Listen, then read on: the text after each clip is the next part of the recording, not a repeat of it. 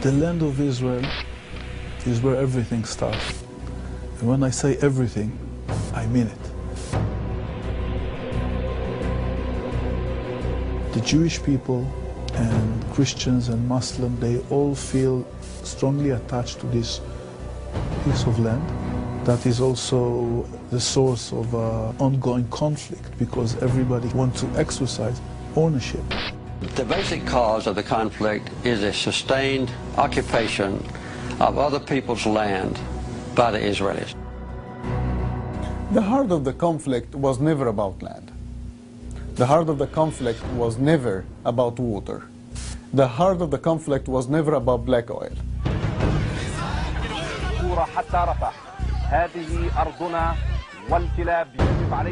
The conflict is not about borders. If it were about borders, it would have been solved a long time ago because the Palestinian Authority has been offered up to 97% of the land in the West Bank in exchange for peace, and it has turned it down.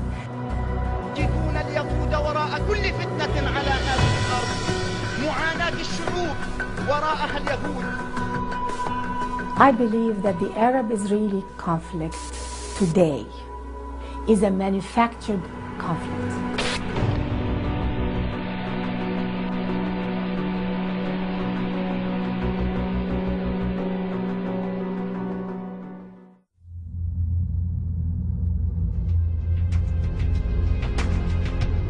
We meet at a time of great tension. America's strong bonds with Israel are well known. This bond is unbreakable. It is also undeniable that the Palestinian people, Muslims and Christians, has suffered in pursuit of a homeland. For more than 60 years, they've endured the pain of dislocation. Many wait in refugee camps in the West Bank, Gaza, and neighboring lands for a life of peace and security that they have never been able to lead. They endure the daily humiliations, large and small, that come with occupation. The situation for the Palestinian people is intolerable, and America will not turn our backs on the legitimate Palestinian aspiration for dignity, opportunity, and a state of their own.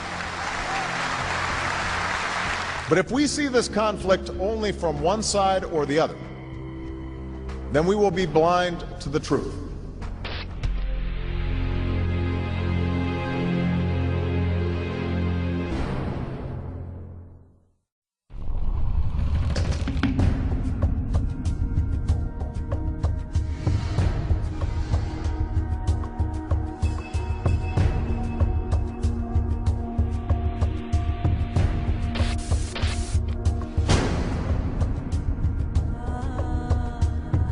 A short while ago, Israeli IDF ground forces entered the Gaza Strip in order to remove the terrorist threat from the Hamas organization.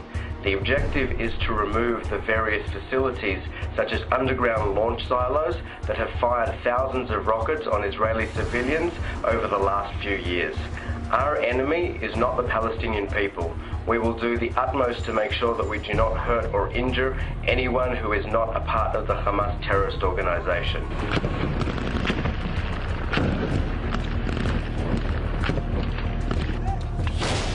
December 2008. Israel appeared to attack the Gaza Strip, seemingly without cause. The world reacted with demonstrations, demanding Israel to end the violence and free the Palestinian people. With shouts of Zionism is racism and apartheid, the world accused Israel of oppressing and killing innocent civilians for no reason.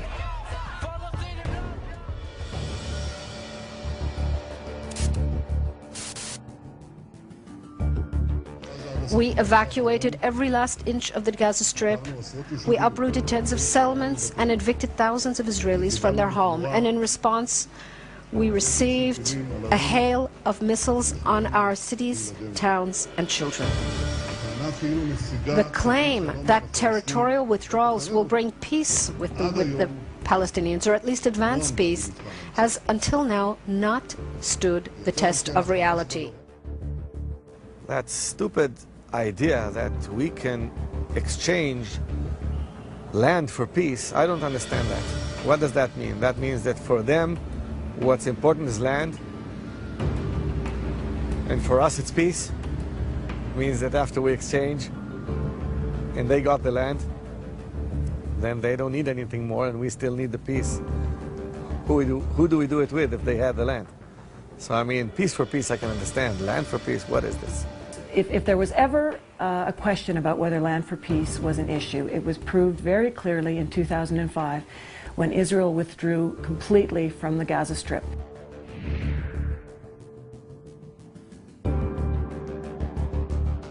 A few years ago, Israel decided to leave Gaza. They dragged their people out of Gaza and finally made Gaza Jew-free. So the Arabs would live without looking at one Jew. And what happened? Was Israel thanked for leaving the Gaza Strip? No. What happened was Hamas came in, every infrastructure that was there, including greenhouses, including the agricultural industry that existed, was destroyed just because it had been Israeli.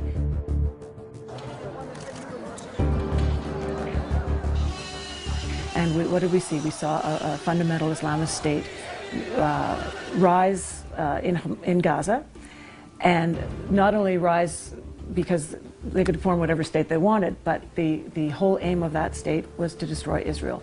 The response of the Arabs of the West Bank and Gaza was not to improve their lives and make a Hong Kong out of Gaza, start improving the lives of their children, education. No. What they did was roll their missiles, roll their Katyushas to the border of Israel and tell Israel, you're wrong for pulling out.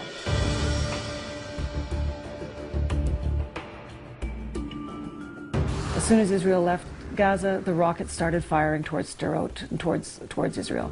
So obviously they gave the land and they've never seen the peace. The terror became so relentless. Thousands, I think 4,000 or 5,000 rockets have been fired from Gaza into the south of Israel, our population centers, since Israel uprooted our Jewish communities there and withdrew all our military forces there in response to the demand of the Palestinians and the international community to help encourage the establishment of some sort of independence for the Palestinians. And that proves one thing: the seriousness of the claims of the Arabs that the problem is pulling out of the West Bank and Gaza.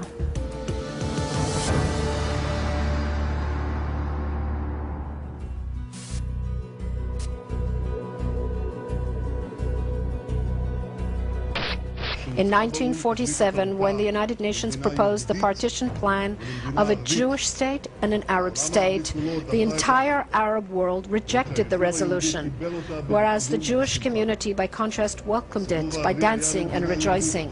The Arabs rejected any Jewish state in any borders. Those who think that the continued enmity towards Israel is a product of our presence in Judea, Samaria, and Gaza is confusing cause and consequence. After World War I, the victorious Allies began breaking up the defeated nations. The former Ottoman Empire was to be divided up, the region of Palestine for the Jews and Mesopotamia for the Arab nations. However, because of a growing resentment towards a Jewish presence in the area, things began to change. In 1922, Great Britain, unilaterally on its own accord, without international sanction, broke off 70% of what was the Palestine mandate given to them to promote close Jewish settlement, the creation of a national home for the Jewish people in Palestine. They broke off 70% of that territory, the eastern half on the other side of the Jordan River, to create a protectorate they called Transjordan. Anti-Semitism around the globe was increasing, and the Middle East was no different. By the end of the Second World War, Transjordan would become the Kingdom of Jordan, an Arab state. Yet the world was still open to the idea of a Jewish homeland. In 1947, the United Nations, at a time when colonial empires all over the world in the wake of World War II were crumbling, recognized that the Jewish people had a deep, enduring, historic right to this land, Eretz Yisrael, the land of Israel. However, because of intense opposition from the Arab nations, the UN sought to appease them by altering the partition plan further. In 1947, that partition plan suggested, let's take that western part of Palestine and let's divide it. We're going to give a Jewish home, we're going to give a state, a home to the Jews to be an independent state, and we're going to give another part of that Palestinian mandate to the Arabs who at this point live there. It doesn't matter whether they've been there for 1 generation, 2 generations or more. They hadn't been there for much more than that, the vast majority of them, but they deserve also some autonomy, independence, what have you. Let's divide it into 2 states. That's what was in vogue then. We should emphasize that at the time, both the United States and the Soviet Union, the 2 great powers, voted for a partition where there'd be a compromise, where there'd be a land, they didn't use the word, Palestinians at the time were both Jews and Arabs. There'd be a land for Arabs, and there'd be a land for Jews, and there'd be an internationalized Jerusalem. When that partition was passed, there was joy in the Jewish part of Jerusalem, and there was not just mourning, but anger and threats and cries for revenge in the Arab parts of Jerusalem and throughout the Arab world. Israel accepted the partition. We weren't happy about it, but we didn't want to have war, and we figured we would take the little bit that they were offering us. The Arab side never accepted it, and in fact went to war. 7 Arab states went to war against Israel.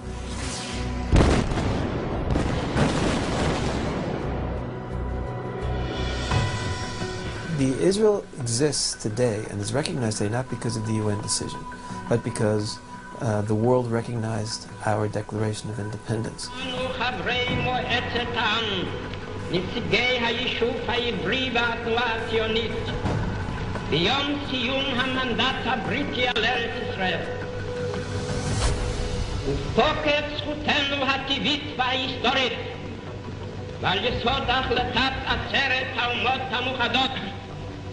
אנו מכריזים בזאת על הקמת מדינה יהודית בארץ ישראל. היא מדינת ישראל.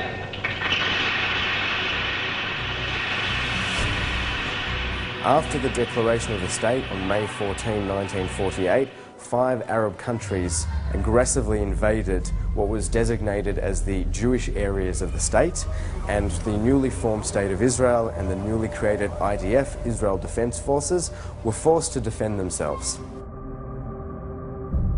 Britain had left the region and seemingly left the new Jewish state unprotected. Seizing the opportunity, Egypt, Jordan, Iraq, Syria, and Lebanon, with support and help from the other Arab nations, attacked, intending to remove every trace of a Jewish state. Yet the new nation fought back. Over the period of the war, we were successful, and we managed to enlarge the area that was allocated under the UN plan and beat back the Arab aggressors. After 1948, it's really interesting. I mean, we all know about the Palestinian refugees, and we think that roughly, we don't have an exact count, but roughly 800,000 Palestinians were displaced.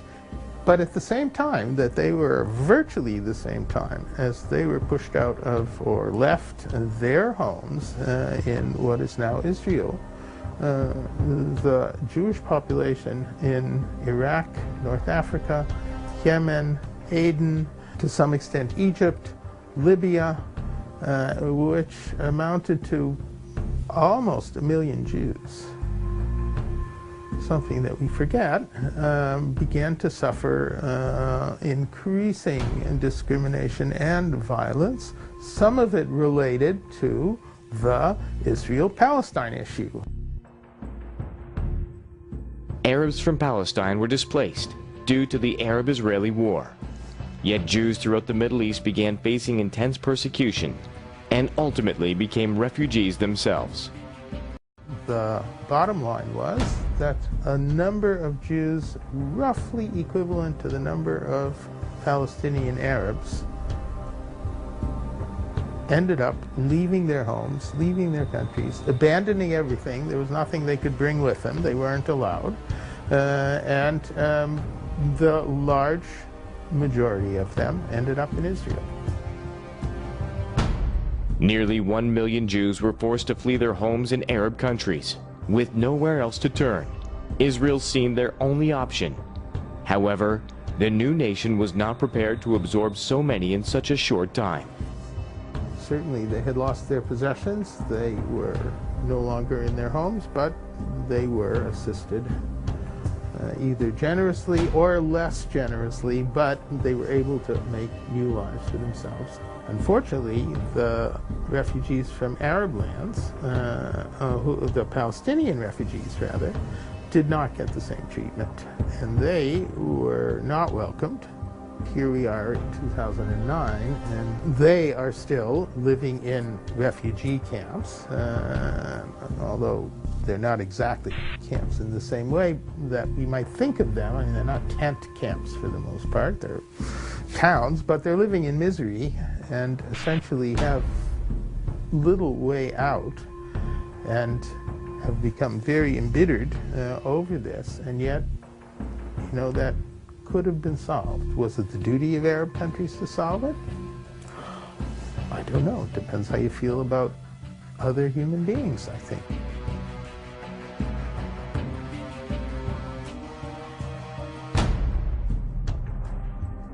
Arab League policy is to keep the Arabs of the West Bank and Gaza in a permanent refugee status. This is the Arab League policy. If a Palestinian lives in Cairo or in Syria, in Damascus, they never get the Egyptian nationality or the Syrian nationality or whatever Arab country nationality. Why is that? This is dictated by the Arab League because they want to keep Palestinians as refugees forever. So a Palestinian could be born and live and die in Egypt or Syria and never get the Egyptian nationality or the Syrian nationality. I wouldn't say it was a cultural thing, and I just don't think so. I mean, I think it really was a political issue, and I think that you know, they were a convenient tool. It's a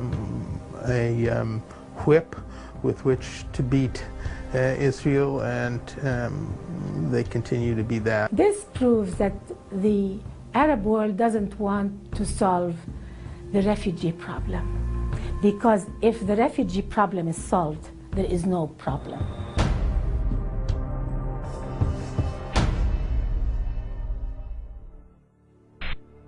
You'll always hear the international community, especially United Nations people, the Secretary General of the United Nations, whoever he is at the time, will always repeat a certain sentence, which is, Israel must withdraw to the lines of June 4th, 1967. And you've heard that a million times, I'm sure. And what's so important about June 4th, 1967? That's where the borders were the night before, on June 5th, the morning of June 5th, 1967, Israel struck first, started a 6-day war that changed all the borders around Israel. And because we struck first under the international law, we're the aggressor, which means any territories we took are occupied territories. The 6-Day War is a defining moment in the conflict. The Arab world was growing increasingly impatient with the Jewish presence in what was supposed to be Arab Islamic land. Hate-filled rhetoric filled the airwaves of the Middle East, even during the 1950s and 60s. During this time, no voice was louder than that of Egyptian President Gamal Abdel Nasser.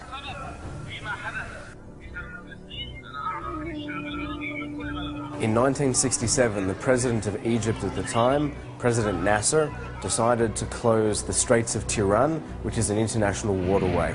A waterway that is a lifeblood for Israel, bringing valuable supplies, food, etc. And he closed it to one nation only, ships bearing the Israeli flag and ships bringing in goods to Israel.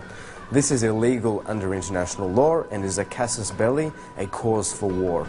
Israel was perfectly within its rights when it chose to respond and to reopen those straits by force. The Egyptian president, Gamal Abdel Nasser, is at the time basically considered the leader of the Arab world. And he's very outspoken, very brazen in his speeches, and he gets the people wild with excitement. And he basically insinuates his intentions towards the state of Israel. And then he starts putting military forces into the Sinai Desert, which he's not supposed to do. It's a demilitarized zone. There's a United Nations peacekeeping force that's there to make sure he doesn't put forces into the Sinai Desert, and he still puts them in. And then he informs the United Nations peacekeeping force that they need to leave. Nasser kicked the United Nations emergency forces, the UN peacekeeping troops who were placed in Sinai to prevent any sort of conflict out of the Sinai, and he started massing his own troops within Sinai. Israel was on the defensive. At any time, masses of Egyptian troops could pour over the border and overrun the state of Israel.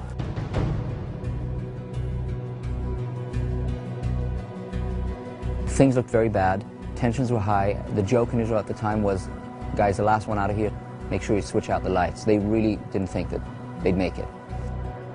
Our intelligence at the time was pretty good, and we find out that there's several hundred aircrafts of several Arab air forces, Jordanian, Syrian, Egyptian, Iraqi, in several airstrips in those respective countries, and that they're basically planning an attack against Israel. We had little choice but to take preemptive steps. Israel decided that it had no choice but to do so. We launched a raid against Egyptian airfields, and we were very successful in wiping out the whole of the Egyptian Air Force within a number of hours. In one massive preemptive raid, Israel destroyed the Arab air forces under the command of Egypt, giving Israel air superiority. However, Egypt was not the only one planning on attacking the Jewish nation. Syria and Jordan were also working with Egypt and had been preparing to invade as well. Israel had gone to great pains to make clear to the Jordanians that we have no intentions of fighting them. Remember, the Jordanians are in control of what we call today Judea, Samaria, the Jordan Valley, and East Jerusalem, including the old city of Jerusalem, which is obviously very important to the Israelis and the Jews worldwide, because that's where the Temple Mount is, that's where the Western Wall is. And Israel had sent message after message to the Jordanians: don't fight. We're not interested in fighting with you.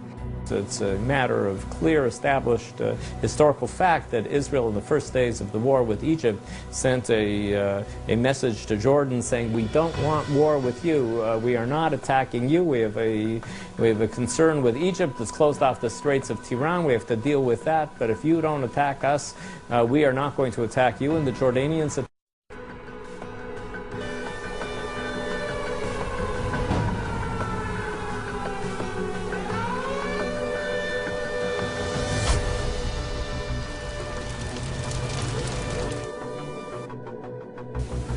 When the war started, it was the Jordanian Legion that attacked Israel, also attacked West Jerusalem. And during the defensive actions of the Israeli army, at a certain time, there was an understanding that if we need to fight to defeat the Jordanian troops, we have to take over the old city of Jerusalem. With Egypt in the south, Jordan in the east, and Syria in the north, Israel was fighting on three fronts. This was the plan of the Arab nations, in which they expected to wipe out Israel in a matter of hours. Yet in 6 days, Israel managed to not only defeat the Arab nations, but also gain valuable and strategic territory. From Egypt, the Sinai Desert. From Syria, the Golan Heights, from which Syria had launched countless attacks on Jewish fishermen and farmers for 19 years. And from Jordan, the West Bank, and Jerusalem. This would be the first time Israel would have access to the most holy sites for Jews, the Western Wall. So it was basically a military action. But what it brought is such a strong homecoming feeling. And there are very famous pictures of, very tough soldiers after long days of fighting, just standing there, religious, non-religious, and just crying. Because we came back to our birthplace as a nation.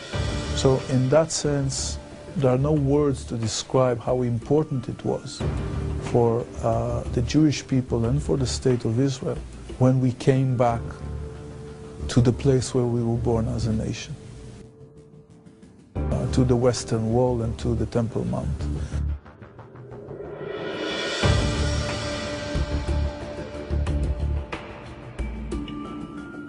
With the defeat of the Egyptians, Jordanians, and Syrians, Israel had now gained control of a much larger territory and much larger problems.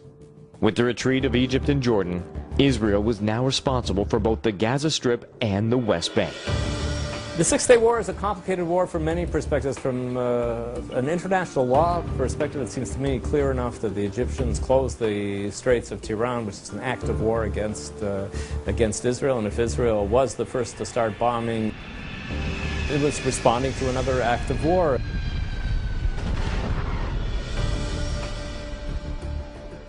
We have to remember that in 1967, in June of 1967, the Arab states attacked Israel. It was a concerted effort.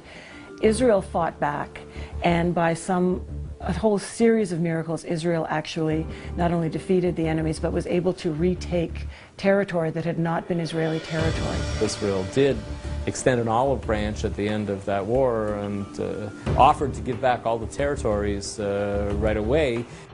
In fact, Israel would reach a peace deal with Egypt, returning the Sinai Desert.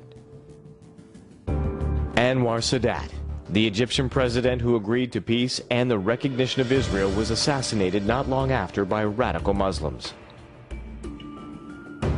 Israel did not want to be dominating over other countries. It's not what Israel was about. It was not the political or the ideological aim of the country, but it found itself in this situation. And when it did try to have discussions with other countries about how to deal with this land, how to set up basically a two-state solution, basically a territory side by side, it was either met with lack of interest or with terror or with war. There was just a no from the Arab world, no negotiation, no peace, no recognition. The three no's of the Arab world after the Six-Day War. Very sad.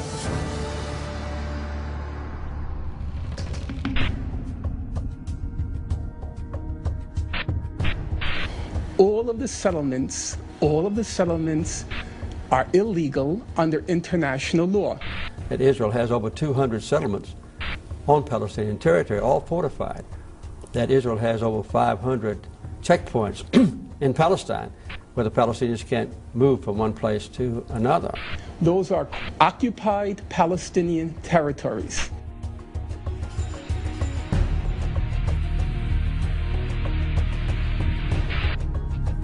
Israel now controlled the West Bank, Gaza, all of Jerusalem, and the Golan Heights. With Egypt and Jordan not wanting the West Bank and Gaza returned, some Israelis saw this as an opportunity to settle in what many call occupied territories. What people call the occupied territories, I like to say, are disputed territories. There is no doubt that there is an argument to be made by both sides as to who that land belongs to. But just as when you're dealing with borders that you don't agree with, the answer is negotiations. The answer is meetings, is treaties. The answer is not to strap a bomb to your waist and go and blow up civilians in a public square. Terror, although it has been used against the Jewish nation since before their rebirth, notably since the 1920s, Israel and the world had never witnessed such intense and horrifying attacks on civilians in what is called the Intifadas.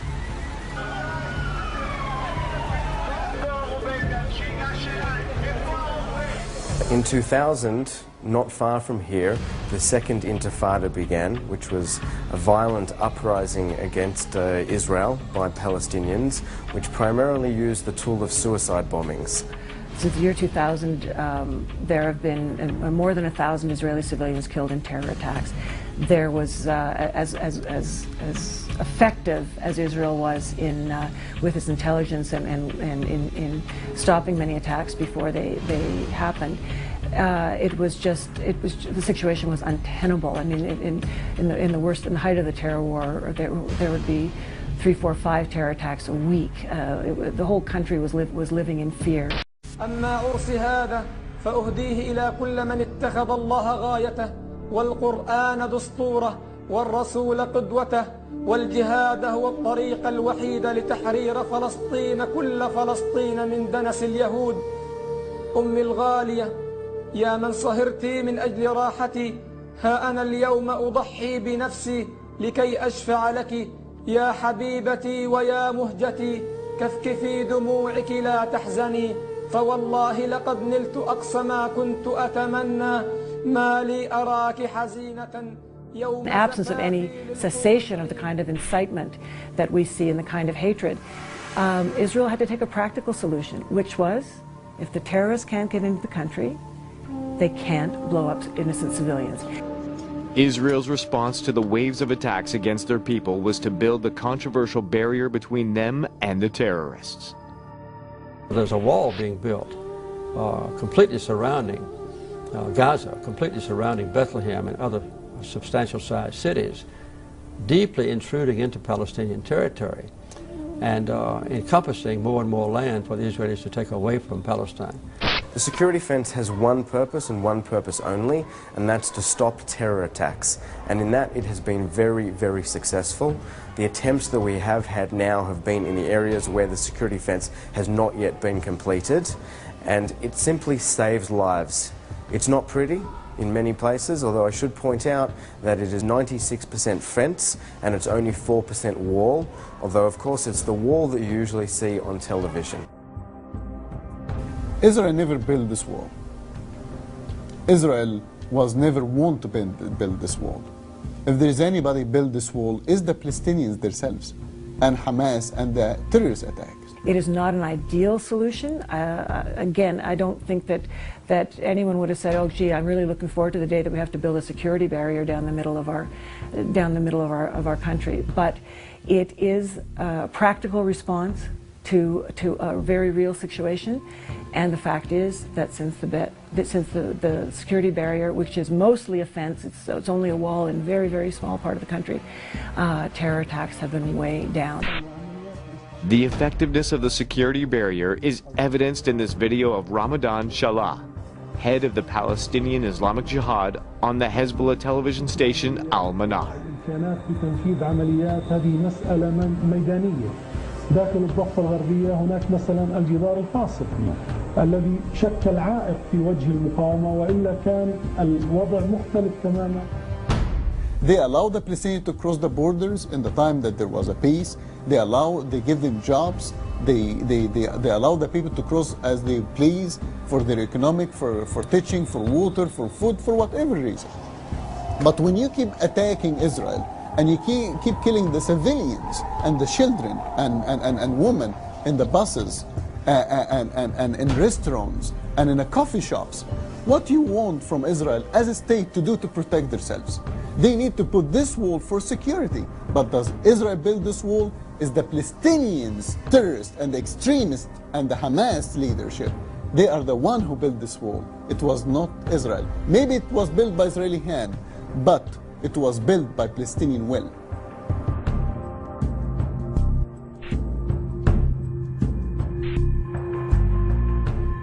The word apartheid is exactly accurate. You know, this is an area that's occupied by two powers. They're now completely separated. The Palestinians can't even ride on the same roads that the Israelis have created or built in Palestinian territory. The Israelis never see a Palestinian except the Israeli soldiers. The Palestinians never see an Israeli except at a distance, except the Israeli soldiers. So within Palestinian territory, they're absolutely and totally separated, much worse than they were in South Africa, by the way. And the other thing is, the other definition of apartheid is one side dominates the other, and the Israelis completely dominate the life of the Palestinian people. The canard that Israel's security barrier is somehow, the term used, batted around, is apartheid wall, as if apartheid, under which millions of black South Africans suffered, a real regime denying them fundamental human rights and civil rights, as if there's any kind of way that you can look at Israel as a democracy which gives full rights to its Arab, Muslim, Christian and other minorities in its country, and which has encouraged more freedoms to the Palestinians under our jurisdiction since 1967, freedom of the press, freedom of religion, women's rights. The idea that the that this epithet, apartheid, has any application to Israel, whether Israel proper and our Muslim and Arab minority and or our treatment of the Palestinians, it's preposterous.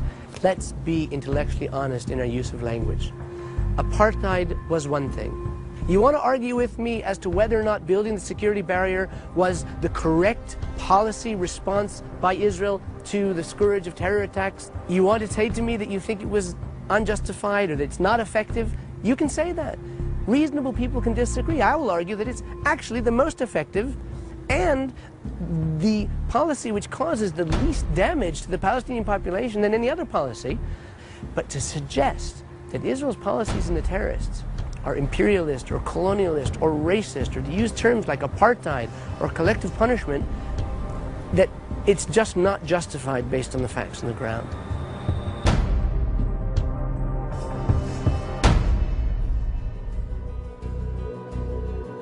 One man would refine terror tactics and make terrorist a household word: Yasser Arafat.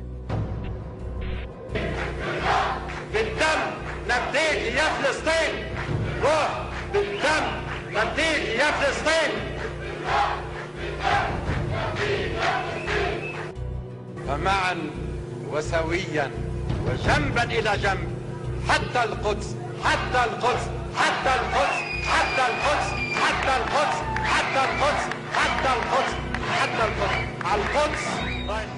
Before Arafat came along, there was a generation of Palestinians who knew what it was like to live side by side with Israel in peace. Again, the circumstances may not have been ideal. They may not have, they've always wanted a separate state, but at least there was not the hatred. There was more of a sense of cooperation. What Arafat began was a real culture of hate in which an entire generation has been brainwashed to believe that Israel has no right to exist, that all of Israel is Palestinian land, and more importantly for the young people, that their goal should be to be martyrs, shaheeds for Allah. They should grow up and use violence as a means to get what they want. سيدي الرئيس، ما هي الرسالة التي تريد أن توصلها إلى الشعب الفلسطيني بشكل عام والأطفال فلسطين بشكل خاص؟ هو هذا الطفل اللي بيمسك الحجر قدام الدبابة مش أكبر رسالة للعالم وبيستشهد هذا البطل؟ احنا فخورين به. He himself was born in Egypt, was a student activist there before he then moved to Judea Samaria when it was under Jordanian territory. When it was under Jordan, he moved to the West Bank, and there he initiated terror attacks against Israel. Again, with the open declared goal of destroying Israel and replacing it with what he claimed was a Palestinian nation. وأكناه في بيت المقدس في بيت المقدس وأكناه في بيت المقدس وهم في رباط إلى يوم الدين وشهيدهم ب40 شهيد منكم. قول لمين؟ لأصحابه. قول لهم شهيدهم هذول ب40 شهيد منكم. هذه هي المنة التي منها الله عليكم يا أشبال يا زهرات فلسطين. أنتم الأمل، أنتم فعلا زي ما قال أخي قبل قليل إن شبلا من أشبالنا وزهرة من زهراتنا سيرفعان عاجلا أم آجلا. The total destruction of the Jewish state of Israel was the goal of Arafat and all who followed him. The indoctrination of hate and incitement of violence fueled his movement known as the PLO, known now today as the Fatah.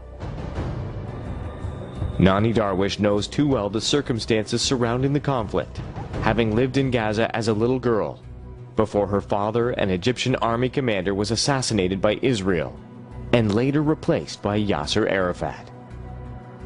He was installed a couple of years after my father died in Gaza, and he was installed to start the jihad against Israel by the Arab world.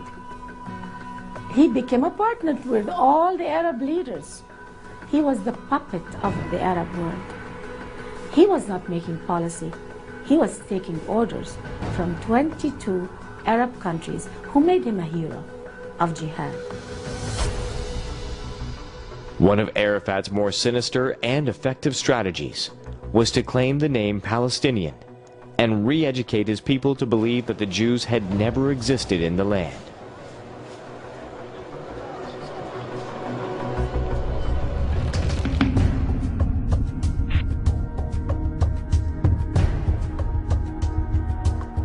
One of the things that's very important for the Palestinians is to give themselves a history.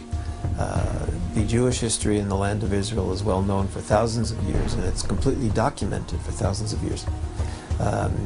Arabs only arrived in the region in the 7th century, and Palestinians, as is the Arabs who are in Judea and Samaria today, are really very, very recent arrivals. A century ago, the country had essentially a few 100,000 Arabs, and if you look at them today, and if you look at their history today, most of the people who call themselves Palestinians today came from Syria, from Lebanon area, and from Egypt area. But it's important for them to create this Palestinian myth in order to give themselves a history. Now, the way they do this is they take all of Jewish history and they put academics, professors on television who say that wasn't really Jewish history, it was really Muslim and Arab history. لا علاقة بيهود اليوم بكل ادعاءاتهم بيهود الأمس القدامى. أما بالنسبة لبني إسرائيل أو بنو إسرائيل فهم أيضا قبائل عربية وقبائل عربية من الأقحاح العرب. والله يصدقني إنه في دمي من السامية من بني إسرائيل والعبريين القدامى أجدادنا.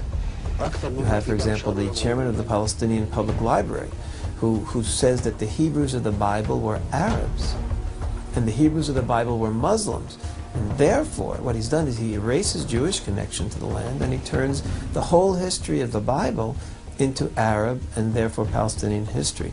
It's, of course, ridiculous from any academic or any historical perspective, but they have been doing this over and over and over again, pretending that they have a few thousand-year-old history in the land by stealing Jewish history and claiming it's their own. As Arab children, for example, I was told, just like all Arab children, that Jerusalem is a Muslim city and foreigners, Jews are foreigners who came and occupied. They never told us that to the Jews, Jerusalem is like Mecca to the Muslims. To the Christians, Bethlehem and Jerusalem is like Mecca and Medina to the Muslims. And this is a fact that unfortunately many Arabs don't want to accept. They want to deny the Jewish people of their holy land.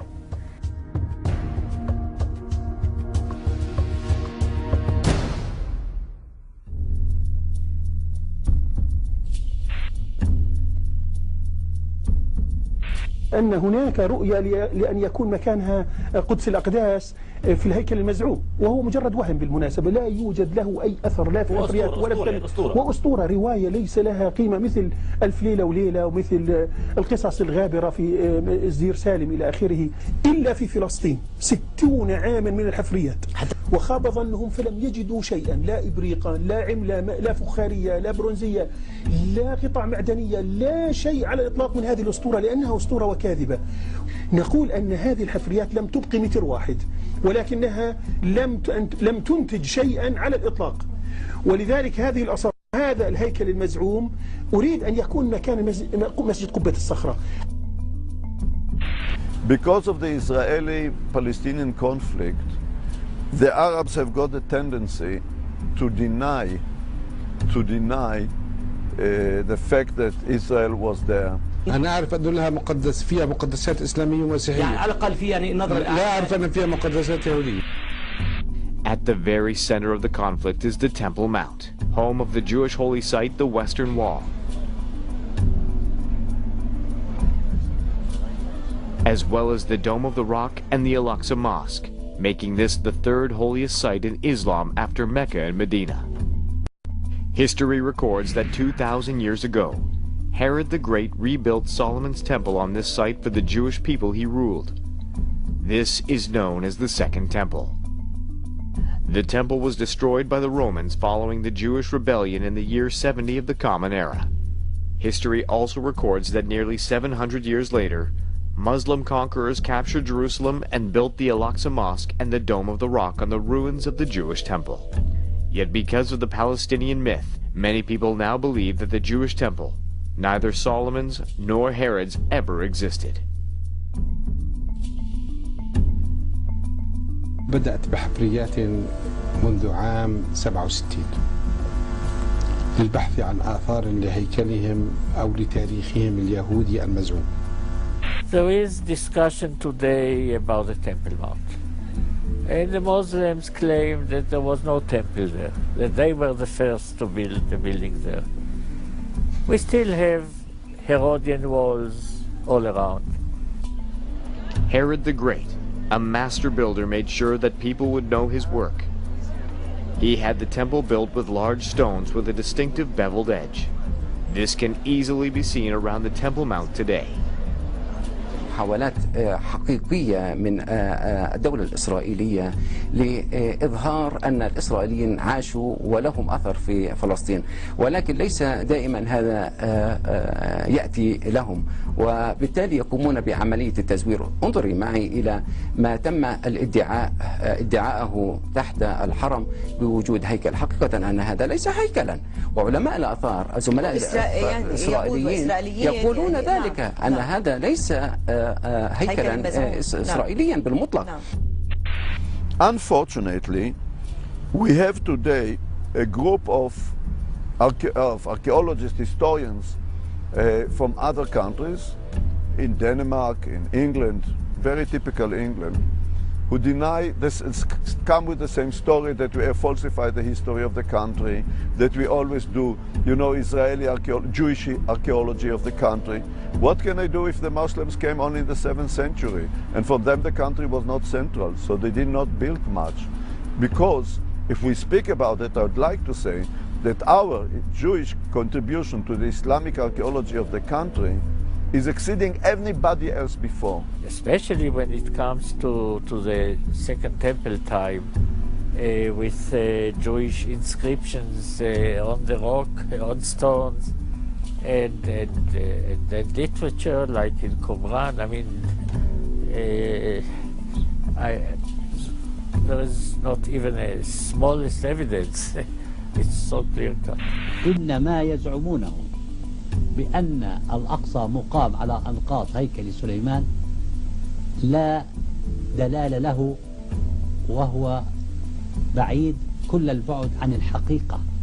والحقيقة تقول بأن الله عز وجل حينما قرر أن يكون هنا الأقصى لا يمكن أن يكون قبله معبد لغير المسلمين. هو حقد وحسد، يحسدوننا لوجود الأقصى في أرضنا، فهم يريدون أن ينزعوا الأقصى. It is below my dignity even to discuss it, because I want them to tell me how come there are inscriptions which forbid the Gentile from trespassing, when we've got the Hebrew inscriptions saying the place of trumpeting, when we've got all fragments of writings, when we find Jewish coins, we find the Herodian arrangement, master plan of Jerusalem there, when we found Jewish ritual bath. I want them to explain it.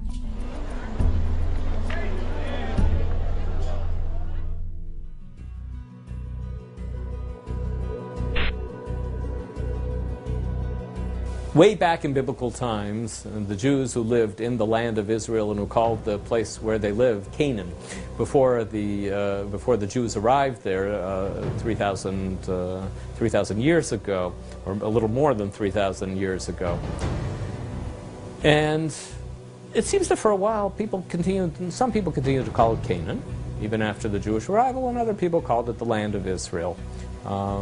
However, there was a pretender to control of the land of Israel, the Philistines, a sea people who had come from Europe and had settled near the area of Gaza right now, in like the city of Gaza, which is a source of some problems for the modern state of Israel. The Jews living in the land of Israel almost 3,000 years ago, had problems with the sea people who called themselves the Philistines. And wars went on between the Philistines and the Israelites for a number of centuries. The common historical explanation is that when the Romans became so angry about the behavior of the Judeans who kept rebelling against their control. The Romans ruled much of the known world and had little tolerance for rebellions. The Jews grew tired of Romans and fiercely resented Roman control and influence, especially when it affected their religion. After the Second Jewish Rebellion led by Bar Kokhba, the Emperor Hadrian decided that removing Jews from their land, physically and spiritually, was the best way to avoid future rebellions, and at the same time completely humiliate them.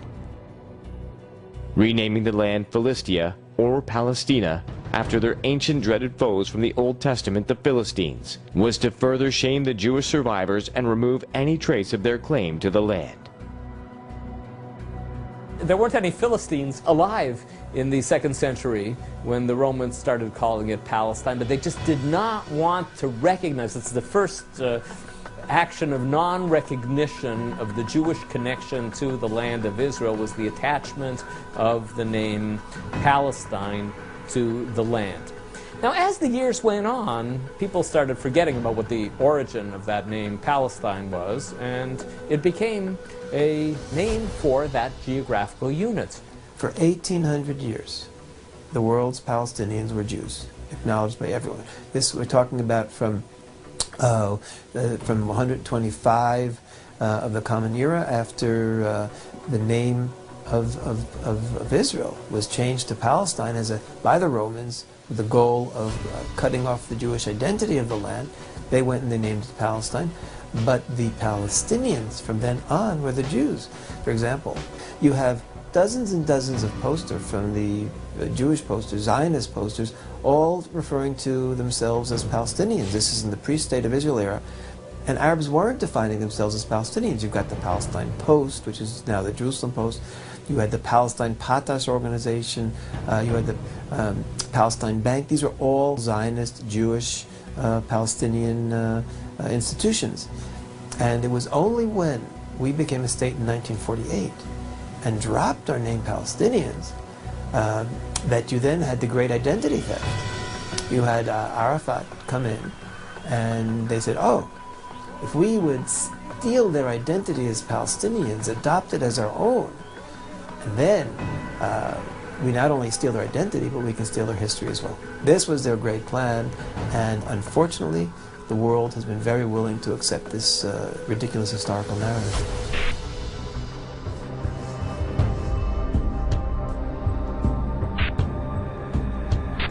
إذا أردنا أن نتكلم عن اليهود في القرآن الكريم، يعني قال عنهم ذلك بأنهم لا يفقهون ولا يعقلون ولا يعلمون وينقضون العهود وما شابه ذلك. ولكن اليهود اشتهروا أو اشتهر عنهم عبر التاريخ أنهم يحرفون ادعاءات، كذب وزور وبهتان، افتراءات لتبرير العدوان، اغتصاب الأرض، انتهاك المقدسات، تدنيس الحرمات، مصادرة الأراضي، هدم البيوت، قتل الأطفال والنساء والشيوخ. I believe that the PA media contribute to the conflict a great deal. لا تقوم الساعة حتى يقاتل المسلمون اليهود فيقتلهم المسلمون. The Arab media, such as Al Jazeera or Al Quds or the Palestinian news in general, all the Arabic news, Muslim news in general, it will make the matter worse. Using the media to vilify Israel has been an effective tactic since the beginning. However, Yasser Arafat would take it to new heights.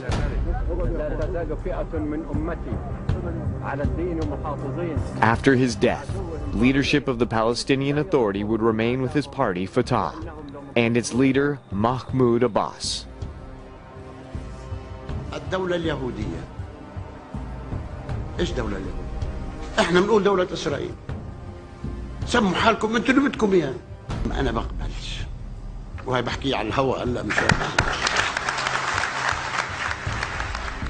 This is a fairly closed society. There are 3 daily newspapers controlled to some extent or another by the Palestinian Authority. There is an official Palestinian Authority television station controlled through the office of Mahmoud Abbas. Everything in the Arab media is controlled by the governments from where this Arab media is coming from. Everything is controlled by the government, controlled by the authority, and nothing will be said in this news, in this Arabic news, without the approval of their governments. القرآن المكي بطبيعته لم يتعرض للحديث عن اليهود إلا ما ندر، فنجد سورة بأكملها، سورة مكية بأكملها تحمل اسم يعني اليهود أو بني إسرائيل. هذا أمر غريب، والأغرب منه أنها جاءت تتكلم عن اليهود ليس يهود بني قينقاع وبني النضير ويهود بني قريظة وخيبر، وإنما جاءت تتكلم عن يهود هذا العصر، يهود هذا القرن، وليست بأية لغة، إنما بلغة إعلان الفناء، بلغة حفر القبر، بلغة يعني لاحظ أن سورة الإسراء حكمت بالفناء على اليهود قبل أن يكون يهودي واحد على هذه الأرض.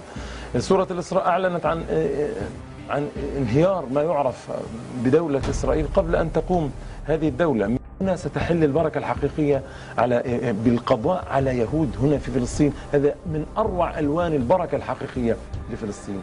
There are no surprises in the Palestinian Authority media. Mahmoud Abbas does not open his paper at breakfast and say, "Oh my gosh, they're inciting against the Jews today." تعالوا بنا لنقدم السلام لشعبنا الصامد في غزة الذين يقفون دفاعا عن الوطن وعروبة القدس وعن فلسطين من النهر إلى البحر ومن الناقورة حتى رفح. هذه أرضنا والكلاب يجب عليهم أن يرحلوا منها. There is no such thing as an independent media in the Palestinian Authority. There have been efforts to establish independent media outlets, and they have not been allowed to blossom. You have music videos. You have music videos running on Palestinian television this year which sing about the destruction of Israel. You have music videos running on Palestinian television this year which are pure hate videos, talk about the enemy Israel. In fact, one of them is named My Enemy.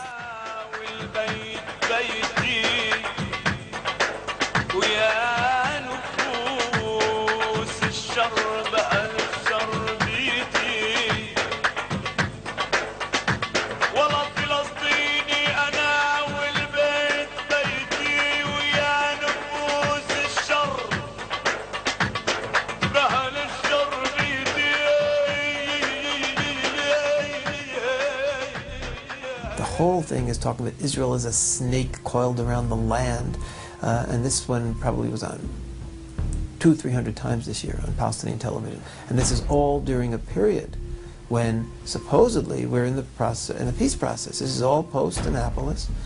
Supposedly Abbas has said, okay, we accept Israel's right, and yet they're singing about the conquering of Israel, and they name every city.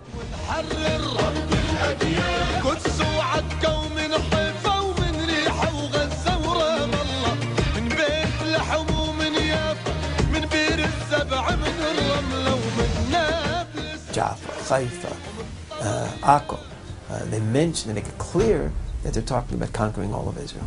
Recently, a very senior Palestinian cleric talked about the Zionists going and slashing open the bellies of pregnant Arab women to pull out the fetuses.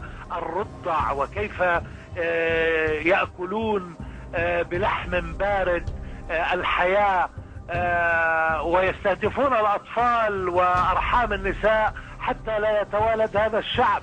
Last summer we had a report in several of the Palestinian newspapers about Israel releasing a special breed of rat that into the old city to chase away the Palestinians. This rat was 4 times bigger than a normal rat. It actually chased cats. It had up to 140 babies a year, and it was so specialized that it only chased Arabs and Muslims, not Jews, and that it was destroying the city. I mean, these seem quite ridiculous to us, except that you have to understand that it is part of, if you've been learning this kind of thing for 10 years, 15 years, even 5 years, then you believe that there's a monster on the other side of the border who is out to destroy you.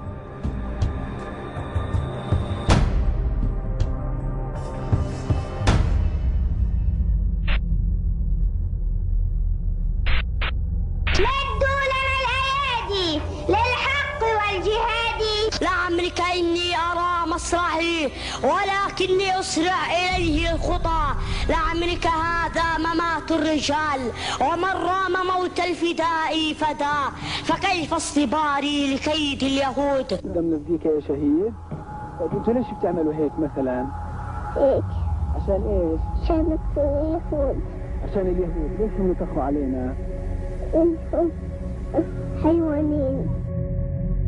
The hate-filled media in the Arab world is most disturbing when seeing the effect it has on the children.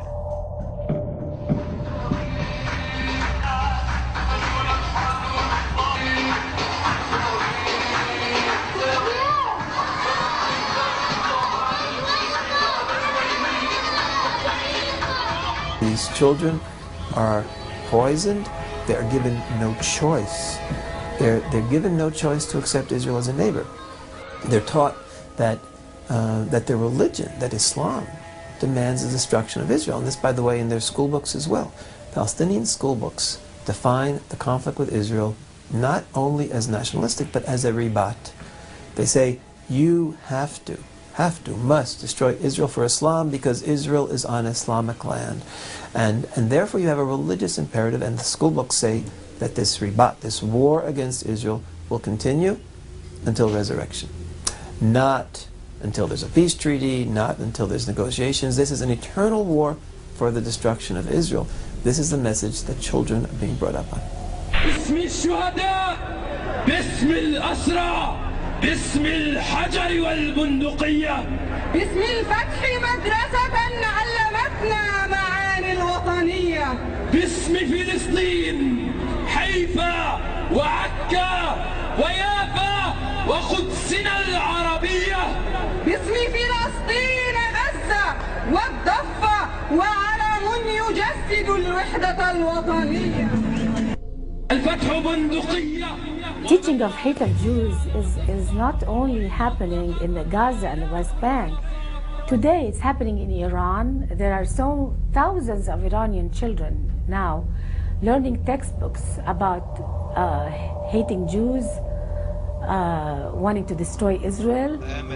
Ahmadinejad is teaching Iranian little children the same things that I was taught in Gaza as a child. This is not just an Arab problem, this is a Muslim world problem. By all means, the people in the street, the media, the school systems, even the school books in Egypt, even now, today, in 2009, condemning Israel and attacking Israel, and to be honest with you, I believe it's a brainwash. وبالتالي كان تفكيرهم فقط هو انهم يطلعوا للخارج ويرموا حجر على الجند الاسرائيلي وانهم يحصلوا على الشهاده، يعني تفكيرهم كان امنيتهم اصبحت انهم يتمنوا يحصلوا على الشهاده في المقام الاول عندهم. فمفهوم الشهاده له انتماء لوطنه من ناحيه عقيده دينيه، عم تضحي من اجل وطنه في سبيل انه الحصول على الشهاده والوصول للجنه وملاقاه ربه. وهذا احسن شيء احنا عم بنربي كمان اطفالنا للمحافظه على الوطن والانتماء للوطن والوصول للشهاده. For example, here is a book for 2008. This is an actual book from the Egyptian history education, and here is a map of the Middle East. And here is a country, we are talking about a country that had a peace with Israel for over 25 years. And here is a map of the Middle East, and there is no Israel exist on the map. It's only the Palestinian state. There is no Israel exist in the map. And this is in page number 2. If we moved a little bit to page number 24, you found here the problem of the Palestinian state. And here we'll tell you about the wars, and we'll tell you about that even though that there is a peace agreement, we supposed to continue the jihad. And here is a country that had a peace with Israel for over 25 years. So you tell me if this is right or wrong. We must stop the propaganda to which Palestinian children are being exposed. These children deserve an education that instills respect for life and peace instead of glorifying death and violence. Hillary Clinton, at a press conference with the Palestinian Media Watch in the Senate last year, spoke out and totally condemned this. She called this education profoundly poisoning the minds of Palestinian children. And I agree with her completely. That must be a priority for all people who care about children, who care about the kind of peace, stability, safety, and security that Israel deserves to be guaranteed.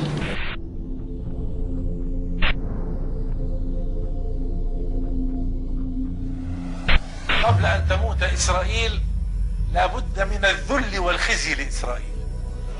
إحنا قبل ما يموتوا إن شاء الله كل يوم سيرون خزيا وذلا. Hamas is definitely a terrorist organization. If you read the Hamas charter, it is very specifically dedicated to the destruction of Israel, to the belief that all of what we know as Israel and the Palestinian territories, that it is all Islamic waqf, which is Islamic trust. It cannot be divided by man. It cannot be negotiated. إن أرض فلسطين المسلمة وحدة واحدة لا تتجزأ فلا فرق بين حيفا ونابلس واللد ورام الله والقدس والناصرة وغزة وعسقلان، وأن أرض فلسطين أرض وقفية تعود رقبتها لمنفعة المسلمين عامة في مشارق الأرض ومغاربها، وليس لأحد حق التصرف أو التنازل أو التفريط بها، ومن يفعل ذلك فقد خان الأمانة، وما هو إلا شقي طريد ومأواه جهنم. So there's no such thing for Hamas as 1967 borders, 1948 borders, because it all belongs to God. Men are only safeguarding it, the caretakers, and it must all belong to, it must all be under the rule of Islam. إسرائيل اليوم تعيش وسط الحدود العربية المسلمة، ولكنها سرطان يريد أن يسيطر على العالم. تأتي اللحظة بإذن الله التي يتبر فيها ملكهم ويباد فيها أبناؤهم حتى لا يبقى يهودي ولا صهيوني على وجه هذه الأرض. Hamas will do whatever it takes to destroy Israel, annihilate Israel. They will make deals with the devil. They will make deals with Iran. They will make deals with the Muslim Brotherhood. We should never accept Hamas as a legitimate, official, respectable government. They are terrorists, and not only that, they want to destroy Israel and replace it with an Islamist state.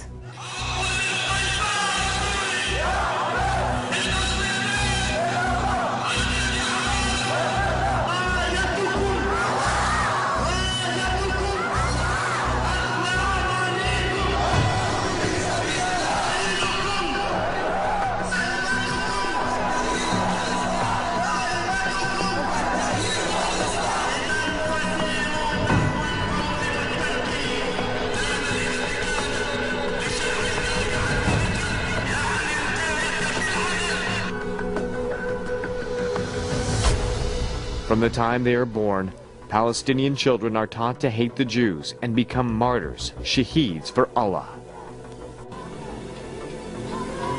وكانت لعبة الشهيد. They think that they are hurting the enemy with the constant jihad, the hate speech, and the violence, and training their kids to become suicide bombers. والحمد لله رب العالمين، برفع راسي وإلي الفخر والاعتزاز اللي ابني شهيد، ومش شهيد ابني بس، كلهم أولادي، كل الشهداء أولادي، والحمد لله إلي الفخر والاعتزاز. أولادي كلهم السبعة أنا مقدماهم للقدس، فدا القدس، فدا القدس، فدا القدس. I believe that this is hurting Arab culture and Muslim culture even more than they're hurting Israel. شبكت في شعوري وأنا أطمن ابن الجنة وأقدم حاجة في سبيل الله والله يما أنه أعزنا وضمر على الغضب لأنه يعني بشر ورد علي شوية إني قدرت إيش اللي يسوي. فشعب الجهاد والتضحيات لا يأبه بالعطايا التي إن أخذها فإنما يأخذ حقه بل وجزءا يسيرا من حقه. والله جميعا لنسمع الدنيا بأسرها فوق أوطاننا والمردة بصوت واحد.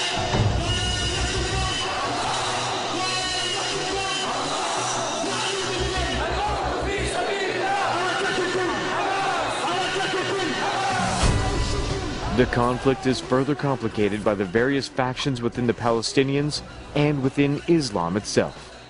In 2007, the Hamas violently overthrew the Fatah in the Gaza Strip, believing that Arafat's replacement, Mahmoud Abbas, and the Fatah party had grown too weak to continue jihad against the Jews. For the first time, the world witnessed just how brutal and merciless Hamas is, as they slaughtered their own people for such crimes as supporting Fatah or even just playing music. If you notice, when Hamas and Fatah were fighting each other, killing each other, Hamas killed brutally so many Muslim men in Gaza, brutally, because they didn't, they are not Hamas members. They didn't do what they were told. Israel never killed as many, and with such brutality and barbarity, the way they were killed. I'm sure many of us saw these footage of killing men, blowing up the heads of men, decapitating them, cutting their legs. It's brutal. Nobody talks about it because it's Arab on Arab brutality.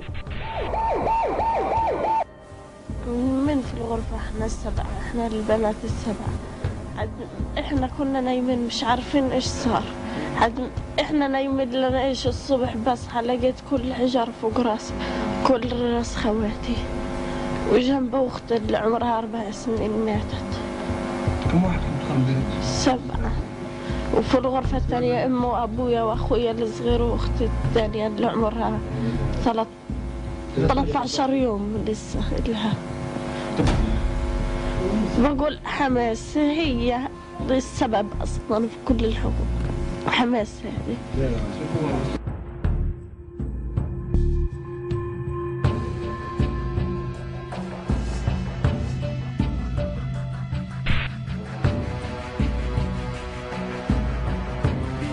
Israel as a land was never the conflict. The main conflict here is the very existence of the Jewish people, of the Jewish soul on the Israeli land. فأنتم لم تعادوا اليهود لأنهم مجرد بشر يأكلون ويشربون، لا، وإنما نحن نعاديهم لأنهم أعداء لله. In a way, you might say the question of anti-Semitism and the Jewish-Arab conflict is a chicken and egg conflict. Is there a conflict because there are some innate anti-Semitic attitudes within Islam, and that's why they can't tolerate the presence of a Jewish state among them? Or would you say that there's a political conflict, that is, there's a piece of territory that's being fought over, and because the Jews are holding on to a territory that the Arab culture desires, the Palestinian desires, that generates anti-Semitic feelings. It's really hard to parse that, right? It's really the classic chicken and egg conflict, but certainly the net result is that the argument gets framed in anti-Semitic terms. بجدان طفيلية في البحر تأكل نوع من الحلزون ثم تسكن في الصدفة. لن نسمح لأحد أن يسكن أصدافنا. فلسطين بلادنا واليهود كلابنا. فلسطين بلادنا واليهود كلابنا. فلسطين بلادنا واليهود كلابنا. People are dying, children, women, elderly. I don't know what asking we can do. A lot of the critics of Israel are really genuine. They really believe in what they're saying. They believe that if we just give them a piece of land here, just move out of Gaza, move back to the borders of pre-67 war, they are They sincerely believe it. I don't believe it because I lived in Gaza before the 67 war, and my father was killed in the conflict and the jihad against Israel. And that also all happened before the 67 war and before the occupation of the West Bank and Gaza. There are many in Islamic tradition who believe that just like Muhammad fought against three powerful Jewish tribes in Medina, and when he defeated them, he was then able to go out and conquer the rest of the world.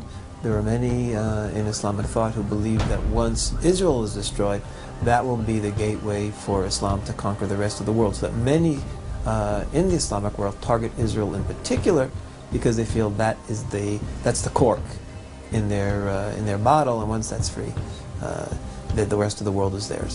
وعما قريب إن شاء الله ستفتح روما كما فتحت القسطنطينية ببشارة نبينا محمد ستكون عاصمتهم نقطة متقدمة للفتوحات الإسلامية التي تنساح في أوروبا كلها ثم تلتفت إلى الأمريكتين بل إلى أوروبا الشرقية. To prove the Arab-Israeli conflict is not a conflict over a piece of land. I mean, look at Ahmadinejad. Ahmadinejad is not even Arab. He's just a Muslim. إن عالما بدون أمريكا وبدون الصهيونية أمر ممكن وحتمي وليس مجرد شعار. He has taken it upon himself to rid the area of Jews. Why is that? Because it's intrinsic in Muslim scriptures to want to kill Jews wherever you find them. لا تقوم الساعة حتى يقاتل المسلمون اليهود فيقتلهم المسلمون حتى يقول الحجر والشجر يا مسلم يا عبد الله هذا يهودي ورائي فاقتل ونذكر أمتنا العربية والإسلامية قادة وشعوبا مفكرين وطلابا نذكرهم بأن فلسطين وأن المسجد الأقصى لا يحرر عبر المؤتمرات ولا عبر القرارات الدولية ولكنه يحرر عبر البندقية. There are daily shows in the Arab world. They're saying it from the pulpits of mosques. They're saying it with full force on Arab TV every day. يا الله يا الله احصل يهود عددا واقتلهم بددا ولا تغادر منهم أحدا. They want to annihilate the Jews. They want to conquer the world. They say we want to take over Rome, we want to take over UK, we want to take over United States. So they are not hiding it. If the West doesn't want to know it, it's not because the Arabs are hiding it. The West is in denial as well. If there's one thing that demonstrates the strength of Israel and the reason why in the war against those who wants to destroy us, we will win. If there's one thing that proves that, is that we believe in life and in peace, but we're prepared to die for it, while the other side believe only in death. أصبح الموت عند الشعب الفلسطيني صناعة تجيده النساء، تجيده كل من في هذه الأرض، يجيده الشيوخ، يجيده المجاهدون، ويجيده الأطفال. لذلك شكلوا دروعا بشرية من النساء والأطفال والشيوخ والمجاهدين ليتحدوا بذلك آلة القصف الصهيونية، وكأنهم يقولون للعدو الصهيوني إننا نحرص على الموت كما تحرصون على الحياة.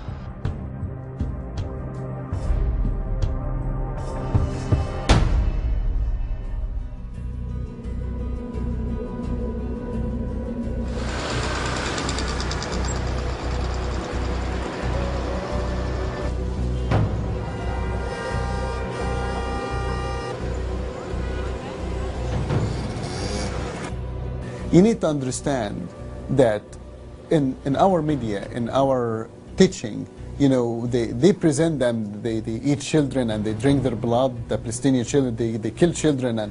And when I walked in the street, I found them a human being. I did not find them angels. I did not find them evil. I just found them a human being. All they want and all their dreams is just to exist, is just to live in peace with their neighbors. They just want to go to coffee shop, they want to go to work, they want to live, they want to love. But the reality and the fact here is that their dreams become a nightmare, is actually become worse than the nightmare. Because you can wake up from nightmare, but you cannot wake up from a sea of enemy who want to finish you.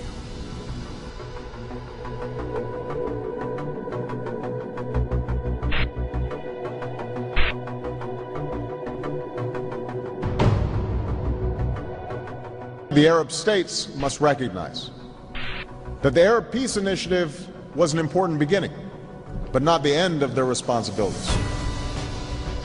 The Arab-Israeli conflict should no longer be used to distract the people of Arab nations from other problems.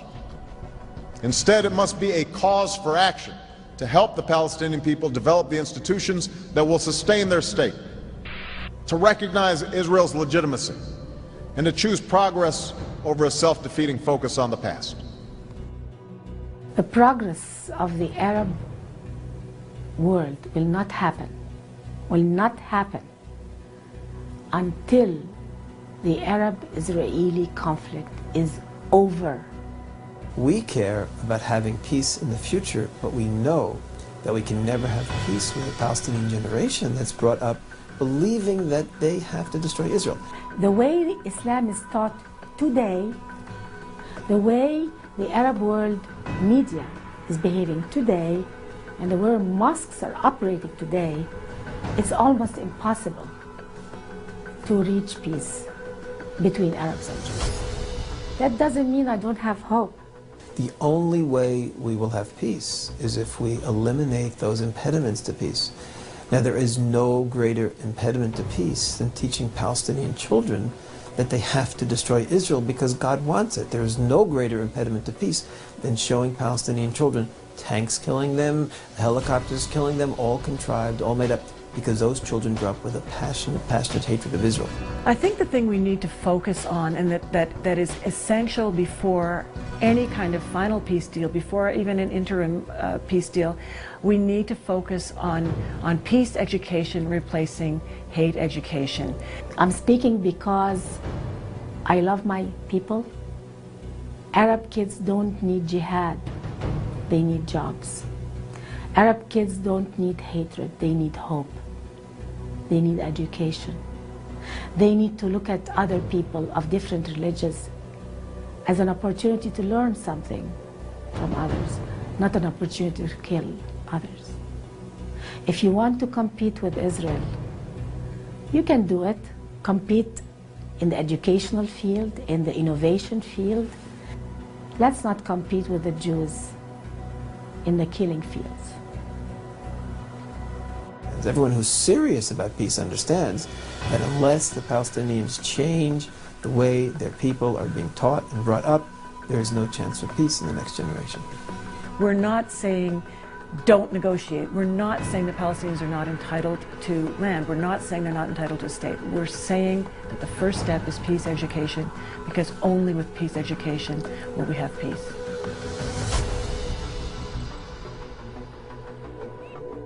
If Muslims are really sincere about peace with the Jews, they must make a fatwa by the top leaders of Islam, whether it's in Saudi Arabia, in Egypt, in Iran, in all the Muslim world. They must issue a fatwa saying that any reference to killing Jews or calling them apes and pigs does not apply today to the Jews of today. It only applies to the 7th century. If that fatwa is issued, the Arab-Israeli conflict will be solved. In all the Muslim world, they must issue a fatwa saying that any reference to killing Jews or calling them apes and pigs does not apply today to the Jews of today. It only applies to the 7th century. If that fatwa is issued, the Arab-Israeli conflict will be solved. And I say to the Palestinians this evening, we want to live with you in peace as good neighbors. We want our children and your children to never again experience war, that parents, wives, husbands, brothers and sisters will never again know the agony of losing a loved one in battle, that our children will be able to dream of a better future and realize that dream, that together we will invest our energies in plowshares and pruning hooks, not swords and spears.